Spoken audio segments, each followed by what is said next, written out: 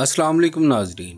تاریخ انسانی میں دو ایسے معجزاتی واقعات رقم ہیں جب سورش زدہ دریاؤں نے جلیل القدر بندوں کے کہنے پر راستہ دے کر پورے کے پورے لشکر اور قافلوں کو امن سے گزرنے دیا۔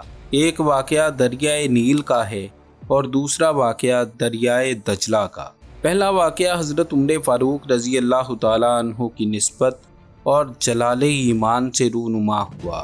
جب ایران کی عظیم سلطنت کے خلاف جنگ قادسیہ کے بعد مسلمانوں کو دریائے دجلہ عبور کرنا پڑا، تاریخ طبرانی میں درج ہے کہ جب امیر لشکر حضرت سعد بن ابی وقاص رضی اللہ تعالیٰ عنہ نے اللہ کا نام لیا اور حضرت عمر رضی اللہ تعالیٰ عنہ کا واسطہ دیا تو دریا فوراً سمٹ گیا اور لشکر کے لیے راستہ دے دیا۔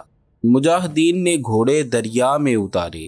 لشکر اسلام ساز و سامان سمیت دریا میں اس طرح سے گزر گیا جیسے وہ خشکی پر سفر کر رہے ہوں۔ حضرت سلیمان فارسی رضی اللہ تعالیٰ عنہ فرماتے ہیں کہ لشکر اسلام صحیح سلامت باہر نکلا، نہ کسی کا کوئی سامان گم ہوا اور نہ کوئی شخص غرق ہوا، البتہ ایک پیالہ دریا میں گر گیا۔ اس پیالے کا مالک قریشی صحابی مالک بن عامر تھا۔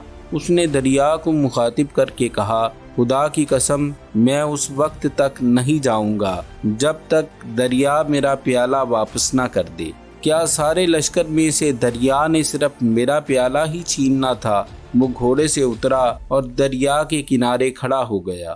حضرت سلیمان فارسی گواہی دیتے ہیں، دریا کی موجوں نے اس کا پیالہ واپس کنارے پر پھینک دیا۔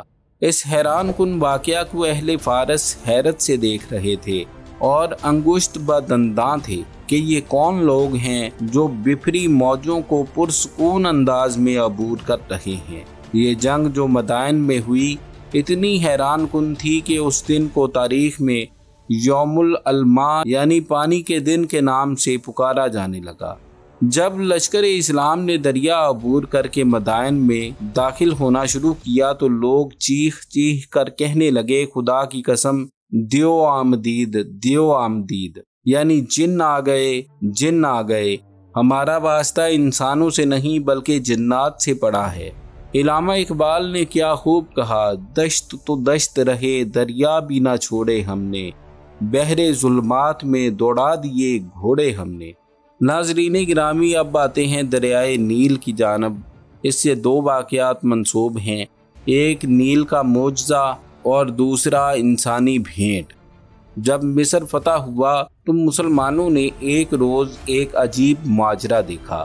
مصری ایک نہایت حسین و جمیل لڑکی کو سجا سنوار کر دریائے نیل میں ڈالنے کی تیاری کر رہے تھے۔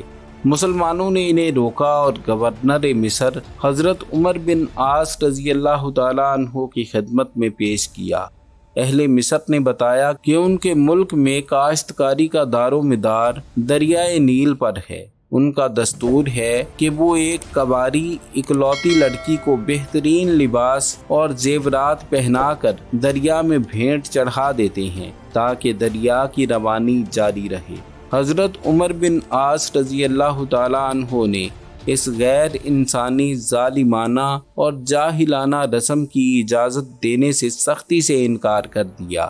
اس غیرت مند فیصلے کے بعد اللہ رب العزت کی شان کے دریائے نیل واقعی میں خشک ہونا شروع ہو گیا۔ گورنر نے یہ سارا واقعہ امیر المومنین حضرت فاروق اعظم رضی اللہ تعالیٰ عنہ کو لکھ بھیجا۔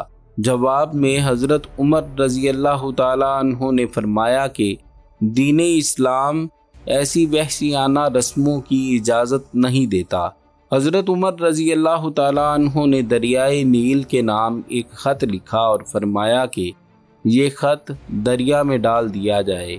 خط کا مضمون یہ تھا، بسم اللہ الرحمن الرحیم، اللہ کے بندے عمر امیر المومنین کی طرف سے اہل مصر کے دریائے نیل کی طرف۔